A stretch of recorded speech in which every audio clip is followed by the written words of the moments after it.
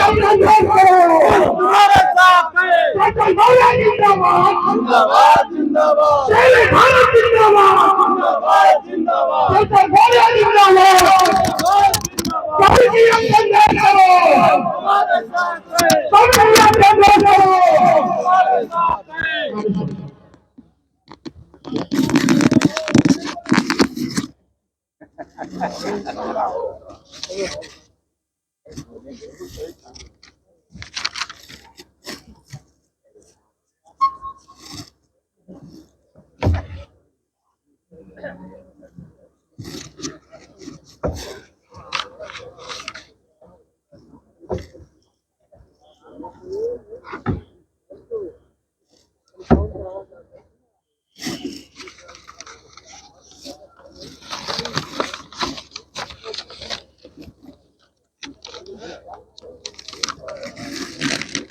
आज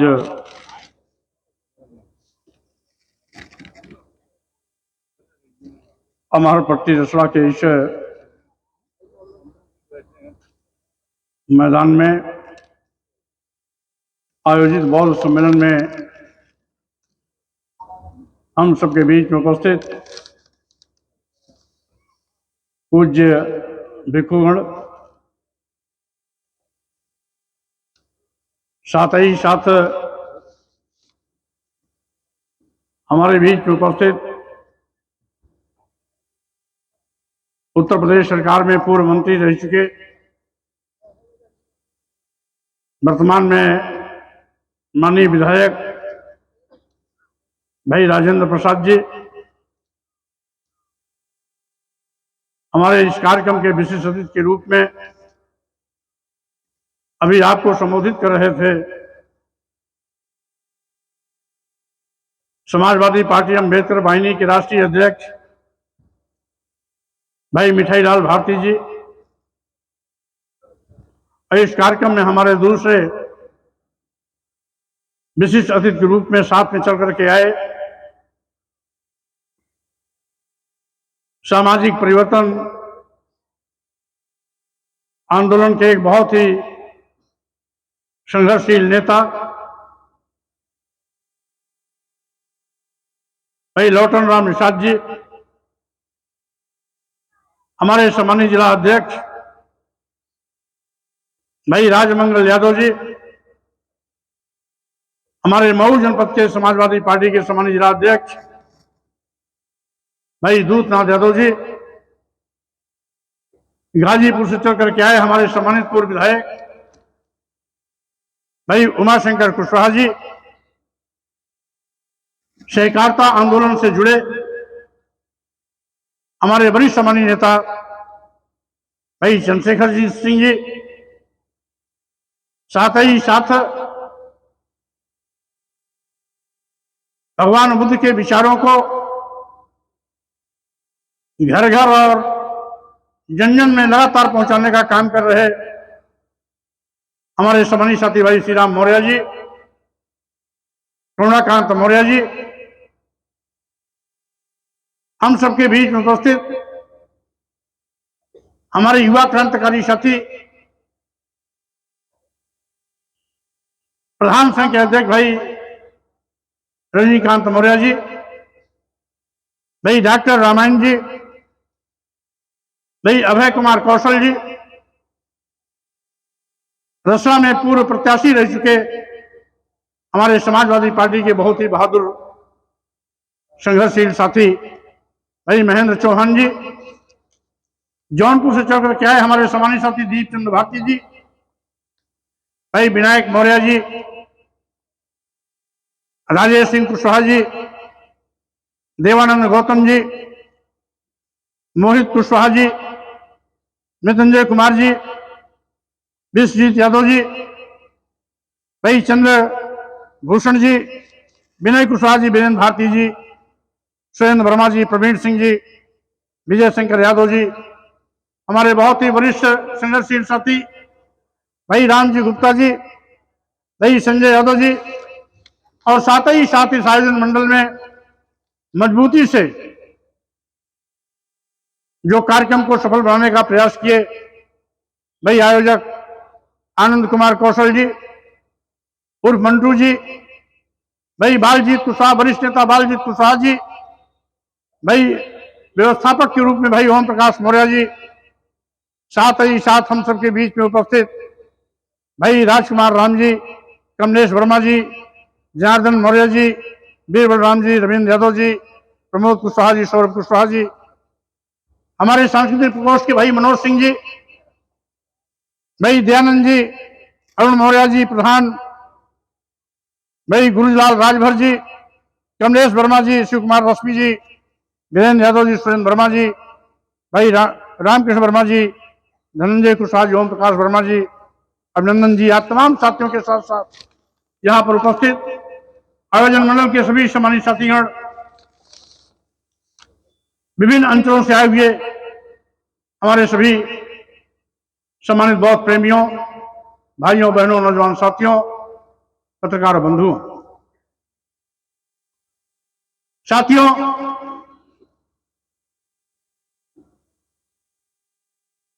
अभी हमारे तमाम वक्ता साथियों ने बौद्ध सम्मेलन और आज के परिप्रेक्ष्य में अपनी बातें रखी। आपकी इस पंडाल में एक 5 रंगों वाला झंडा लगा हुआ है जो भगवान बुद्ध के संदेश का प्रतीक है, जो उन्होंने 5 शिक्षाएं दी थी, 5 शील का पाठ किया था, उन्हीं 5 शील के प्रतीक के रूप में आपके बीच में पंचशील का झंडा है, यानी मानव कल्याण के लिए जो 5 मुख्य धर्म का पालन करना है, उसी का प्रतीक ये आपके बीच में पंचशील का झंडा लहरा रहा है। वो 5 शील है। हो सकता है मेरे आने के पहले हमारे पूज्य भंतेगण उसका जिक्र किए हों कि पाणा तिपाता वेरमणि शिक्षा पदम समाध्याम, अनायास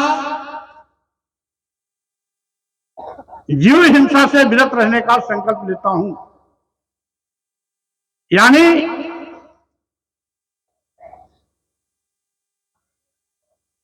हत्या से किसी का हत्या करना अपराध है। और भगवान बुद्ध का पहला संदेश है कि अकारण किसी की हत्या नहीं होनी चाहिए। दूसरा शील है अविन्नदाना वेरमणि शिक्षा पदम समाध्यामि, बिना अनुमति के किसी का सामान नहीं लेना चाहिए। अगर बिना अनुमति के किसी का सामान लेते हैं तो स्वाभाविक रूप से वो चोरी होती है। इसलिए चोरी डकैती आदि कार्यों से दूर रहने का संकल्प लेता हूं, ये दूसरा शील है। तीसरा शील है कामेषु मिथ्याचारा वेरमणि शिक्षा पदम समाध्यामि, यानी हम किसी भी बहन बेटी को अपनी बहन बेटी के समान देखें, किसी के प्रति काम भावना न हो, दूर हम उससे दूर रहने का संकल्प लें, ये तीसरा संकल्प है। यानी किसी भी बहन बेटी को बुरी नजर से न देखें। चौथा शील है मूषा वादा वेरमणि शिक्षा पदम समाध्याम, यानी हम झूठ या निंदा से दूर रहने का संकल्प लेता हूं, यानी किसी की निंदा नहीं करूंगा, झूठ नहीं बोलूंगा। ये चौथा शील है। और पांचवा शील है सुरा मेरे मध्य प्रमद खाना वेरमणि शिक्षा पदम समाध्यामि, किसी भी नशीली चीज का सेवन नहीं करूंगा, यानी नशीली चीजों के सेवन से विरत रहने का संकल्प लेता हूं। ये पांचवा शील है। और ये जो पंचशील का पालन करते हैं, सदैव वो घर परिवार समाज सुख समृद्धि की ओर निरंतर बढ़ता है।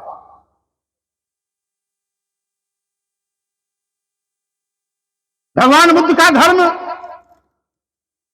मानवता का धर्म है। भगवान बुद्ध के विचारों में जात पात, छुआछूत, ऊंच नीच, भेदभाव का कोई स्थान नहीं।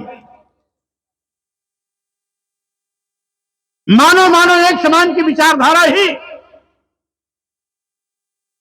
भगवान बुद्ध का मुख्य धर्म है। मानवता का सशक्तिकरण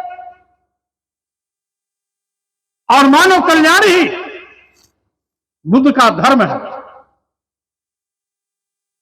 इसलिए हम विस्तार से नहीं जाना चाहते, संक्षेप में केवल हम इंगित कर रहे हैं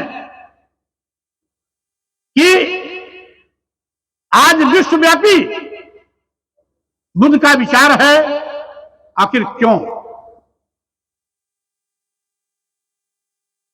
आज विश्व के 55 देशों में भगवान बुद्ध की विचारधारा मानी जा रही है, पूजी जा रही है। यहां तक कि तमाम देशों का राष्ट्रधर्म भी बौद्ध धर्म है। आखिर क्यों? भगवान बुद्ध तो भारत में पैदा हुए, लेकिन विश्व के 55 देशों में आज भी बुद्ध का धर्म माना जाता है, बुद्ध के विचार के अनुयायी हैं। और साथियों, यही नहीं, हमारे पूर्ववक्ता साथियों ने इशारा किया, हमारे देश के भी महामहिम राष्ट्रपति और देश के माननीय प्रधानमंत्री जी दुनिया के किसी भी देश में जाते हैं, वहां यही कहते हैं, हम बुद्ध की धरती भारत से आए हैं। यही नहीं,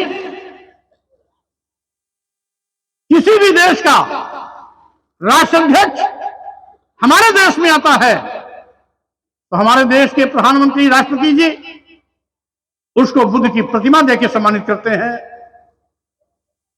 तो इसी से इस बात को स्पष्ट अंदाज लगाया जा सकता है कि बुद्ध केवल हमारे नहीं, बुद्ध केवल भारत के नहीं, बल्कि बुद्ध पूरे विश्व के एक ऐसे महापुरुष हैं जिनके संदेशों पर आज दुनिया के तमाम देश आज भी चल रहे हैं।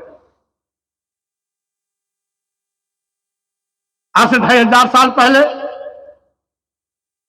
तथागत बुद्ध इस धरती पर आए थे, मानवता का संदेश दिया था। लेकिन 2500 साल बीत जाने के बाद भी आज भी बुद्ध और बुद्ध के विचार पूरे विश्व को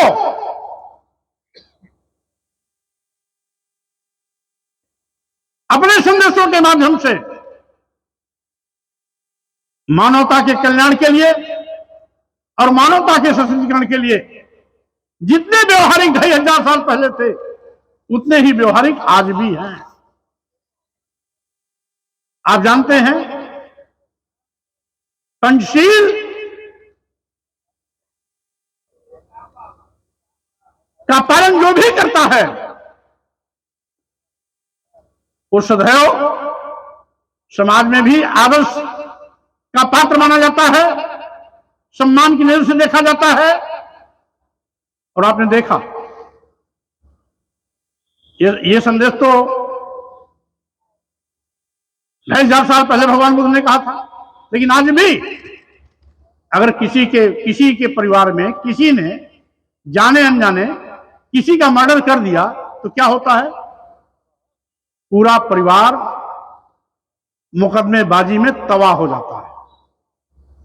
बच्चों की पढ़ाई, दवाई, लिखाई बाधित हो जाती है, तरक्की, विकास रुक जाता है। यही हाल चोरी डकैती में पकड़ा गया तो क्या होता है, जेल जाता है, समाज उसको हिकायत की नजर से देखता है। अगर काम भावना से ग्रसित होकर कहीं भी किसी बहन बेटी की जताबू से कोई खिलवाड़ करता है तो जेल की सलाखों में जाता है। हमारे तमाम धर्माचार्य आज भी जेल की सलाखों में हैं। बड़े बड़े संत महान जो 24 घंटा प्रवचन किया करते थे, जब उनको ये रोग लगा तो दसियों साल से जेल की सलाखों में सड़ रहे हैं। यही नहीं, यदि आप किसी की निंदा करेंगे तो भी आप उपहास के पात्र होंगे। गांव समाज पास पड़ोस के लोग कहेंगे ये चुगलखोर जा रहा है। और अगर कोई नशीली चीज के सेवन का आदी हो गया है तो मैंने देखा कि अगर कोई किसी नशा का आदी हुआ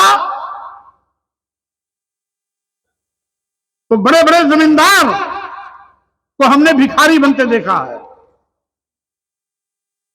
बड़ी बड़ी पक्की हवेली वालों को हमने कटोरा लेके भीख मांगते देखा है। हमारे गांव के खुद एक बहुत बड़े बड़े जमींदार, बहुत बड़े जमींदार, यूं कहिए कि सबसे बड़े जमींदार, लेकिन उस जमींदार के बेटे को नशा की आदत पड़ गई। अपना पुश्तैनी घर भी बेच के कहां चला गया किसी को नहीं मालूम। तो हमने देखा भगवान बुद्ध के विचार 2000 साल पहले जितना व्यवहारिक रहा है उतना व्यवहारिक आज भी है।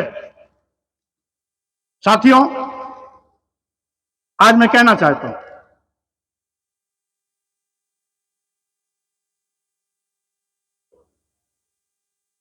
कि इंसानियत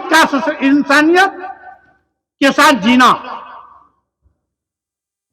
और इंसानियत को सशक्त बनाना ही धर्म का मकसद है। मानव कल्याण ही किसी भी धर्म का मकसद है।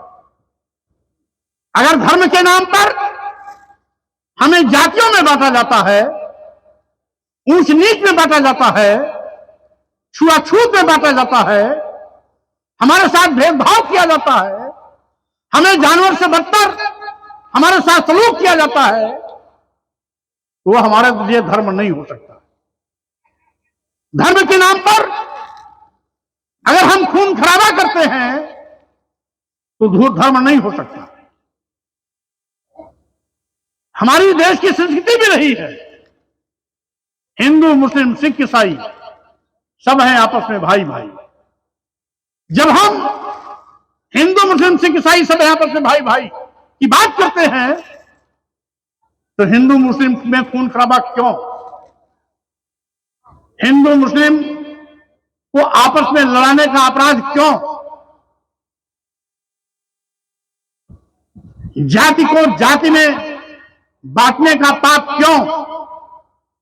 जब सभी इंसान हैं तो स्वाभाविक रूप से अगर आपको भूख लगती है तो स्वाभाविक रूप से वो भूख आपके दूसरे भाई को भी लगती है। अगर आपको सम्मान प्यारा है तो भूख आपके हरवाहे वो सम्मान आपके हरवाहे और चरवाहे को भी प्यारा है। इसलिए अगर हम जात की दुहाई देकर, धर्म की दुहाई देकर, वर्ण की दुहाई देकर हम किसी को नीच कहते हैं, किसी को अधम कहते हैं, किसी को अपमानित करने की बात करते हैं, महिलाओं को भी नीच से नीच होने का दर्जा देते हैं, तो हम समझते हैं ये धर्म नहीं है बल्कि धर्म के नाम पर धोखा है। एक और हम कहते हैं यत्र नार्यस्तु पूजन्ते रमन्ते तत्र देवता।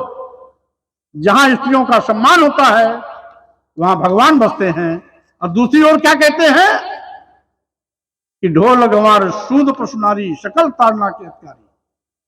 शूद्र और पशु ये सब मारने और पीटने के पात्र हैं। ये कहने वाले लोग अपने को धर्म की दुहाई देकर क्या साबित करना चाहते हैं? हम भी धर्म मानते हैं। धर्म का मतलब सबको सम्मान देना है, मानवता का सशक्तिकरण करना है, मानवता का सम्मान करना है, मानवता को नीच नहीं कहना है, अधम नहीं कहना है, अपमानित करने की बात नहीं करना है। महिलाएं पूज्य हैं तो महिलाओं को सम्मान देने की बात करनी है, न कि मारने पीटने प्रताड़ित करने की बात कहकर उनको अपमानित करने का काम नहीं किया जा सकता है। और यही जब बात कही जाती है तो कुछ पोंगापंथी व्यवस्था को मानने वाले लोग जो हमें नीच कहना ही अपना धर्म मानते हैं,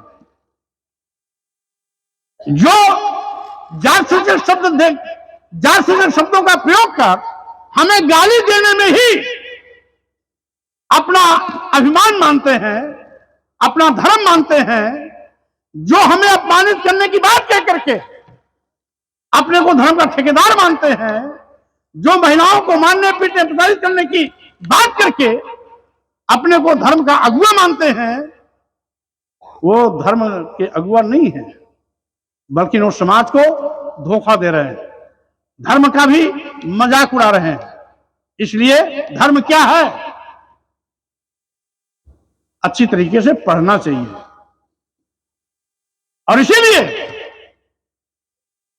ये ह्यूमन नेसेसिटी है, मनुष्य की आवश्यकता है। अगर भूख आपको लगती है तो दूसरे को भी लगती है, सम्मान आपको प्यारा है तो दूसरों को भी प्यारा है, सम्मान हमें चाहिए तो सम्मान हमारे सामने वाले को भी चाहिए। यही धर्म है। हम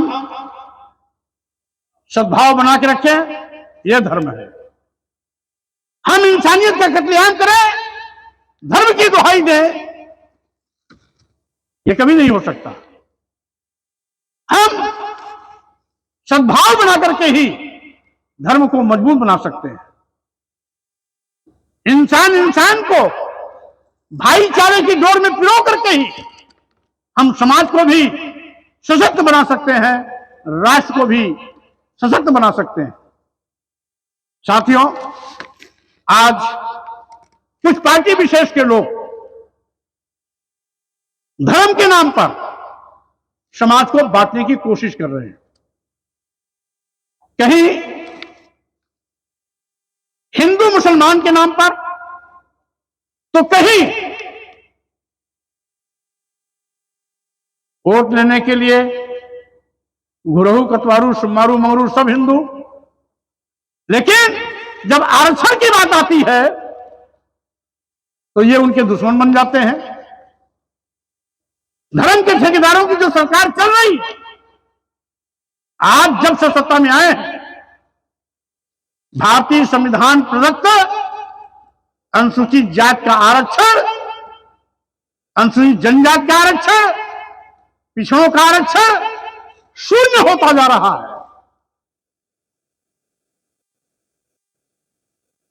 यानी जो संविधान की कसम खा करके प्रधानमंत्री मुख्यमंत्री की कुर्सी पर बैठने वाले लोग संविधान की धज्जियां उड़ा रहे हैं, संविधान के निर्देशों का उल्लंघन कर रहे हैं, संविधान प्रदत्त आरक्षण को खत्म कर रहे हैं, यह दोहरे चरित्र को समझना होगा। विशेष रूप से मैं आप सबसे कहना चाहता हूं कि यदि आज हमारा राष्ट्र भारत है, लाखों हजारों लोगों ने संप्रभु राष्ट्र भारत बनाने के लिए तमाम यातनाएं झेली, जेल की सलाखों में गए, बहुतेरे अमरवीर सपूतों को शहीद भी होना पड़ा। लाखों हजारों लोगों के त्याग, बलिदान, शहादत और बड़ी यातनाओं को झेलने के बाद अगर संपूर्ण राष्ट्र भारत बना है, तो कौन से ताकतें हैं जो देश को फिर से गुलाम बनाने की कोशिश में लगे हुए हैं? हिंदुत्व राष्ट्र की मांग करके कौन संपूर्ण राष्ट्र भारत के अस्मिता के साथ खिलवाड़ करने की कोशिश कर रहा है? हिंदू राष्ट्र की मांग करके कौन भारतीय संविधान को बदलने की फिराक में लगा हुआ है? इसको भी सोचना होगा, इसको भी समझना होगा। हिंदू राष्ट्र की मांग करने वाले लोग भारतीय संविधान के दुश्मन हैं, हमारे भारत राष्ट्र के दुश्मन हैं। जब भारत संपूर्ण राष्ट्र है तो हिंदू राष्ट्र की मांग करने वाले लोग हिंदू राष्ट्र की मांग करके देश के बंटवारे का बीज बो रहे हैं, फिर से भारत को गुलाम बनाना चाहते हैं, फिर से भारतीय संविधान को खत्म करके मनु का विधान लाना चाहते हैं। इसलिए इससे भी आपको सावधान रहना होगा। साथियों, मैं कहना चाहता हूं, हमारे देश के तमाम सामाजिक परिवर्तन आंदोलन के महापुरुषों ने एक लंबी लड़ाइयां लड़ी हैं। हम वो बुद्ध की विचारधारा जो मानव मानव एक समान के बिना पर आधारित थी,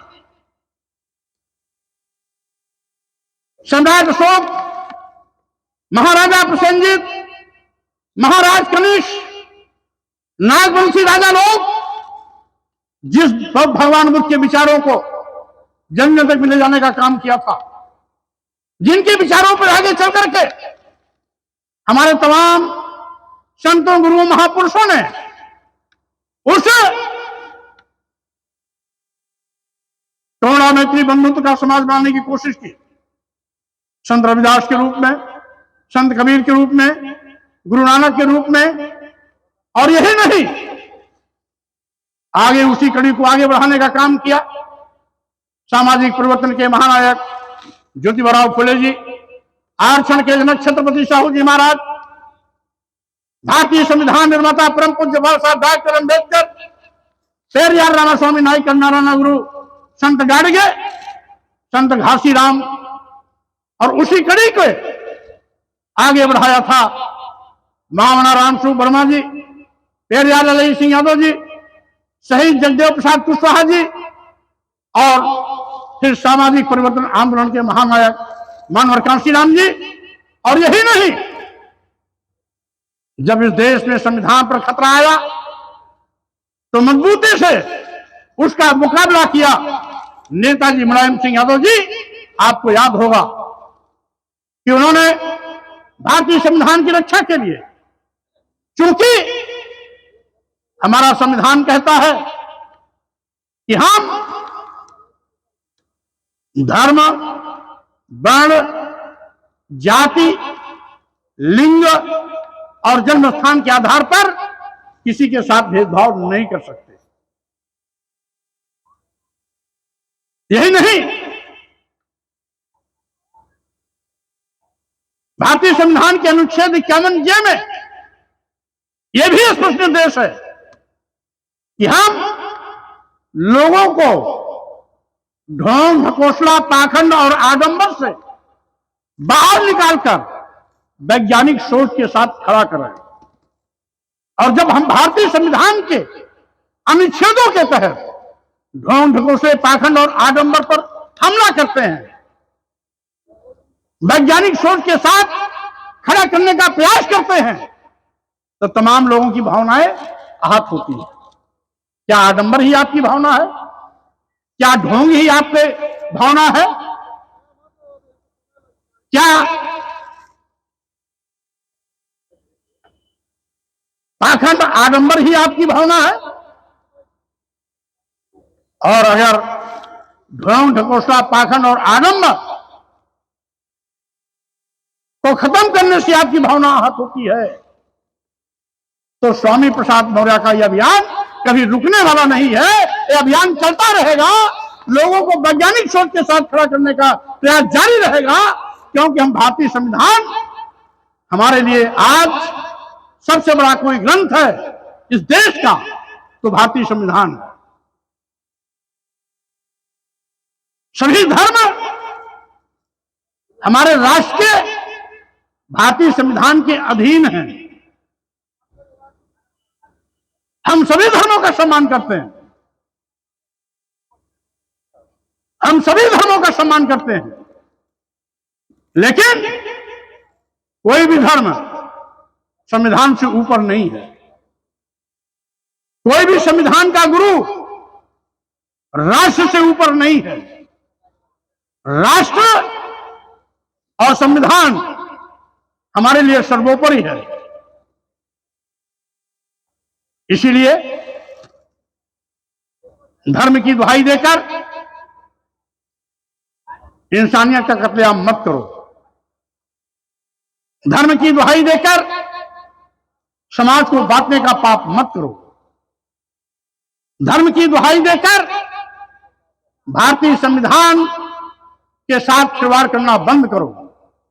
धर्म की दुहाई देकर समाज के अंतिम पायदान पर खड़े दलित आदिवासी पिछड़ों का हक मारना बंद करो। और साथियों, ये लड़ाई हमारे पुरखों ने भी लड़ी है। आजादी के बाद भी और आजादी के पहले भी। आजादी के बाद भी जब कभी मूवमेंट चला बाबा साहब डॉक्टर अम्बेडकर का, तो हम देश के सभी लोगों के सम्मान स्वाभिमान का ध्यान रखते हुए समाज के अंतिम पायदान पर खड़े हुए लूटे पिटे समाज के भी सम्मान और स्वाभिमान को आगे बढ़ाने की प्राथमिकता सुनिश्चित की। बिहार के लेनिन कहे जाने वाले शहीद जगदेव कुशवाहा जी, रामस्वरूप वर्मा जी, लपेरिया ललई सिंह यादव जी जब शोषित समाज दल का मूवमेंट चलाए तो उन्होंने नारा दिया था 100 में 90 शोषित है, 90 भाग हमारा है। मानव काशी राम जी ने अभियान चलाया सामाजिक परिवर्तन आंदोलन का, तो उन्होंने 85 और 15 की लाइन खींची। डॉक्टर राममनोहर लोहिया ने जब सोशलिस्ट अभियान चलाया तो उन्होंने भी नारा दिया कि शोषितों ने बांधी घाट, पिछड़ा पावे 100 में 60। और साथियों, आज अखिलेश यादव जी ने भी पीडीए का नारा दिया है, पिछड़ा दलित अल्पसंख्यक। यानी ये नारा कोई नया नहीं है। हमारे पूर्व में सामाजिक परिवर्तन के तमाम महापुरुषों ने इस बात को आगे बढ़ाया। इन्हीं महापुरुषों की विरासत को आज अखिलेश यादव जी भी आगे बढ़ा रहे हैं। लेकिन मैं यहां कहना चाहूंगा कि आज मुट्ठी भर लोग अपनी भावना का हवाला देकर के 97% लोगों की भावनाओं पर कुठाराघात करना चाहते हैं। आदिवासी, दलित, पिछड़ा और देश की महिलाओं को जोड़ लीजिए। देश की समस्त महिलाएं, उसमें सभी घरानों की महिलाएं शामिल हैं। महिलाओं में बंटवारा नहीं है। चाहे अगड़े समाज की महिलाएं हो, चाहे पिछड़े समाज की महिलाएं हो, चाहे आदिवासी दलित समाज की महिलाएं हो, सभी महिलाओं को उन्होंने एक कतार में खड़ा कर दिया। ढोल गमार सूद पशुनारी सकल ताड़ना के अधिकारी, ये सभी मारने पीटने प्रताड़ित करने की पात्र हैं। ये कहकर के देश की महिलाओं का अपमान किया, आदिवासियों का अपमान किया, दलितों का अपमान किया, पिछड़ों का अपमान किया। और अगर इनको पूरी संख्या जोड़ लिया जाए तो 97% है। यानी 3% लोग अपनी भावना को 97% लोगों की भावना पर थोपना चाहते हैं। यानी 3% लोगों की भावना बड़ी भावना हो गई और 97% लोगों की भावना मिट्टी हो गई। ऐसी सोच वालों को आपको जवाब देने के लिए खड़ा होना पड़ेगा सामाजिक राजनीतिक सभी मंचों से। धर्म की लड़ाई लड़ने वाले धर्म की लड़ाई लड़ेंगे, लेकिन सामाजिक और राजनीतिक मंचों से भी हमें इसका जवाब देना पड़ेगा। और साथियों, ये हमें क्या बख्शेंगे? इन्होंने क्षत्रियों तक को नहीं बख्शा, धर्म के ठेकेदारों ने क्षत्रियों तक को नहीं बख्शा। जिस क्षत्रिय घराने में हमेशा भगवान पैदा होते रहे हैं, उन क्षत्रियों को भी नहीं बख्शा, उनको भी 2 दर्जे का नागरिक बना दिया। शस्त्र विद्या सीख सकते थे। आज तो बाबा साहब डॉक्टर अम्बेडकर का संविधान है, इसलिए सभी कोई पढ़ाई कर सकते हैं, डॉक्टर बन सकता है, इंजीनियर बन सकता है, एडवोकेट बन सकता है, प्रोफेसर बन सकता है, आईएएस बन सकता है, आईपीएस बन सकता है, हायर जुडिशियल सर्विस में जा सकता है, पीसीएसजे बन सकता है। और यहां नहीं, वैज्ञानिक आदि बनकर किसी पद पर जा सकता है, क्योंकि आज भारतीय संविधान है। आज विश्वविद्यालय, स्कूल, कॉलेज के दरवाजे सबके लिए खुले हैं, लेकिन जब भारतीय संविधान नहीं था तो क्षत्रियों को भी पढ़ने लिखने का अधिकार नहीं था। वो शास्त्र विद्या सीख सकते थे, शस्त्र विद्या सीख सकते थे, लेकिन शास्त्र विद्या नहीं सीखने दिया जाता था। वो तलवार चलाएं, बंदूक चलाएं और सब चला सकते थे, लेकिन वेद नहीं पढ़ सकते थे, कुरान नहीं पढ़ सकते थे, धार्मिक पुस्तक नहीं पढ़ सकते थे, शास्त्र नहीं पढ़ सकते थे। क्षत्रियों ने भी कभी आंदोलन किया। वशिष्ठ महाराज के खिलाफ विश्वामित्र ने आंदोलन किया था। विश्वामित्र ने भी क्षत्रियों को शास्त्र विद्या देना शुरू किया था। महाराज जनक ने भी शास्त्र विद्या पढ़ाना शुरू किया था। ऐसा नहीं, इन्होंने क्षत्रियों तक को नहीं बख्शा। तो दलित आदिवासी पिछड़े कहां इनके सामने टिकेंगे? तो 3% लोग 97% लोगों को अपनी भावना की दुहाई देकर सबको नीच साबित करने में लगे रहते हैं, गुलाम बनाने में लगे रहते हैं। वो व्यवस्था देते हैं कि कौन शस्त्र पढ़ेगा, कौन शास्त्र पढ़ेगा। वो लाइसेंस देते हैं कि कौन नीच है, कौन अधम है, कौन अपमानित होगा और किसे अब सम्मान दिया जाएगा और कौन पूजा जाएगा। वो सर्टिफिकेट देते हैं। इसीलिए साथियों, मैं कहना चाहूंगा, आज एक और हम चांद पर चढ़ाई कर रहे हैं, अन्य ग्रहों पर जाने की तैयारी कर रहे हैं, और दूसरी ओर बाबा आदम के जमाने की घिसी पिटी दकियानूसी विचारों को हम इस नए समाज पर थोपना चाहते हैं। ये विरोधाभासी कैसे होगा?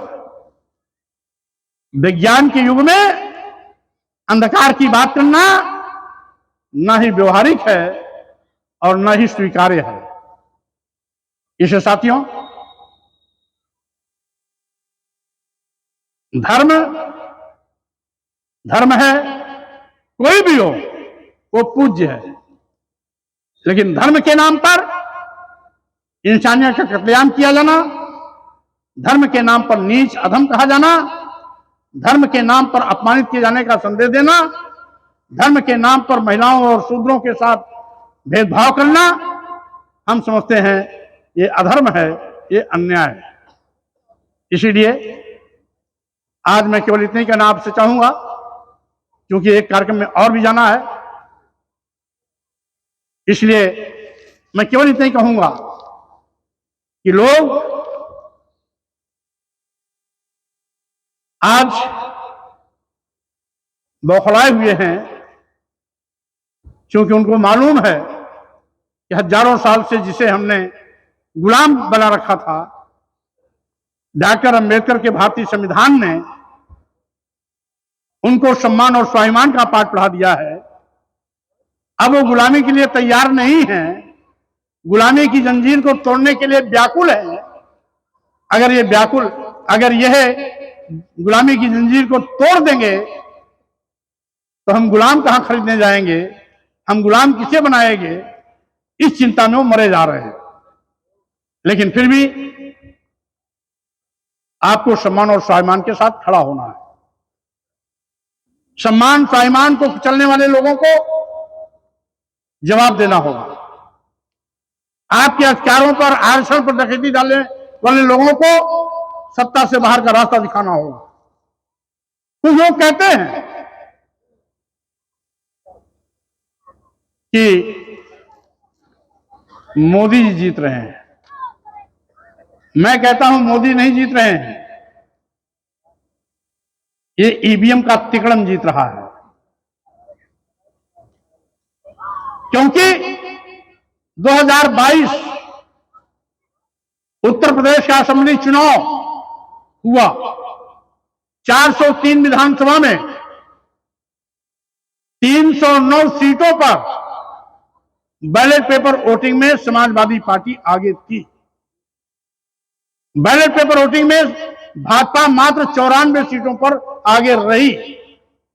ईवीएम मशीन में भाजपा आगे कैसे हो गई? इसका मतलब है ईवीएम में कहीं ना कहीं कोई खेल है। अभी जिन प्रदेशों में चुनाव हुआ, राजस्थान, मध्य प्रदेश, छत्तीसगढ़ में बैलेट पेपर वोटिंग में 2/3 सीटों से ज्यादा पर कांग्रेस आगे है। तो ईवीएम की गिनती में भाजपा आगे कैसे हो गई? इसका मतलब है कि ईवीएम के तिकड़म की जीत है। ये मोदी जी करिश्मा का जीत नहीं है, बल्कि ईवीएम के खेल की जीत है।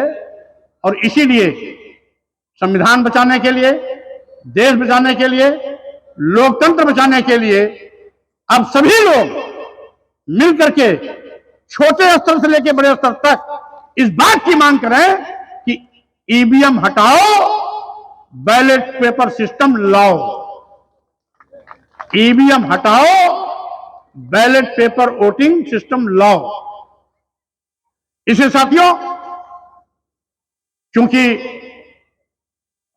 आज ये समय की मांग है, और जो समय की मांग होती है वही धर्म का रूप लेता है। जो समय की मांग होती है वही धर्म का रूप लेता है। इसलिए आज सबसे बड़ा धर्म है संविधान बचाने का। आज सबसे बड़ा धर्म है राष्ट्र को बेचने से बचाने का। हमने इसलिए कहा कि कुछ लोग आज देश को बेचने का पाप कर रहे हैं। सारे बंदरगाह बेच दिए, एयरपोर्ट बेच दिया, एयर इंडिया बेच दिया, सभी रेलवे स्टेशन बेच दिए, कई दर्जन ट्रेनें बेच दी, यहां तक कि LIC जैसी बड़ी संस्था बेच दी। किसको दे दिया? अदानी और अंबानी को। अदानी और अंबानी का क्या रिश्ता है भाई? यही नहीं, कुछ चंद धन्ना सेठों, अदानी अंबानी जैसे लोगों को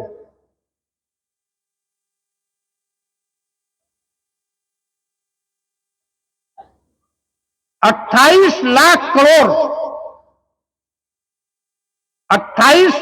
करोड़ रुपए की देनदारी बट्टे खाते में डाल दी, यानी कर्जा माफ कर दिया। और इसी इतने पैसे में 28 लाख करोड़ में कम से कम 10 करोड़ नौजवानों को रोजगार दिया जा सकता था। 28 लाख करोड़ में कई सरकारी फैक्ट्रियां बनाकर 10 करोड़ लोगों को सरकारी नौकरी दिया जा सकता था। लेकिन माननीय मोदी जी 10 करोड़ नौजवानों को नौकरी नहीं देना चाहते। वो 80 करोड़ लोगों को 5 किलो 10 किलो चावल देना चाहते हैं, क्योंकि चाहते हैं ये हमारे 10 किलो 5 किलो चावल पर गुलाम बने रहें। लाइन में खड़े रहें, हमको वोट देते रहें, गरीब बने रहें। अगर नौकरी वाला इनके घर में आ जाएगा और 40,000 50,000 रुपया महीना पगार आएगी, ये हमें वोट नहीं देगा। वो अपने बच्चों को पढ़ाने में लग जाएगा, अपने बेटे बेटियों को डॉक्टर, इंजीनियर, प्रोफेसर बनाना लग जाएगा। और ऐसे है तो 80 करोड़ लोगों को मोहताज बना के रखो, जिससे कि 5 किलो 10 किलो चावल ही इनकी जिंदगी हो जाए, उसके आगे सोच न पावे। ये सोचना बंद कर दें कि हमारे बेटे और बेटी को नौकरी चाहिए, ये सोचना बंद कर दें कि हमारे बेटे और बेटी को पढ़ाई चाहिए, ये सोचना बंद कर दें कि हमारे बेटे और बेटी को दवाई चाहिए, ये सोचना बंद कर दें कि हमारे बेटे और बेटी को भी doctor, engineer, professor, advocate, IAS और IPS बनना है। ये सोचना बंद कर दें, केवल 5 किलो 10 किलो चावल तक ही सोचना याद रखें और सब भूल जाएं। यानी देश में हमारे पत्रकार ये नहीं लिखेंगे, ये गोदी मीडिया, मोदी मीडिया के लोग हैं, ये स्वामी प्रसाद मौर्य की नुक्ताचीनी करेंगे, ये सही बात नहीं लिखेंगे। सही बात लिखेंगे तो मोदी, योगी जी इनके खिलाफ भी जेल की व्यवस्था कर देंगे, FIR करा करके सीधे भेजेंगे, चल बच्चा तुम भी।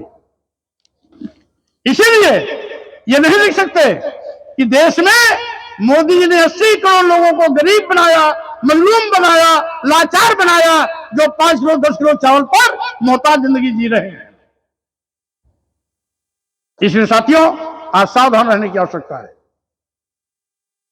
मैं अपने आयोजक मंडल के साथियों को बहुत बधाई, धन्यवाद देना चाहता हूं कि आपने कम समय में इस कार्यक्रम को सफल बनाने की कोशिश की। हमारे जिला अध्यक्ष सहित जिले की यूनिट भी आपके साथ खड़ी हुई और साथ ही साथ मैं अपेक्षा करता हूं कि आज इस कार्यक्रम के माध्यम से हमारे बलिया के लोग जो सदैव क्रांतिकारियों में सबसे अगली कतार में खड़े रहे, चाहे मंगल पांडे जी रहे हों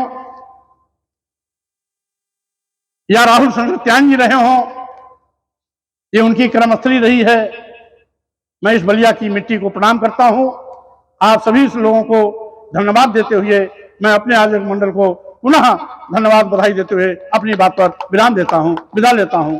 जय भीम, जय भारत, नमो बुद्धाय, जय समाजवाद।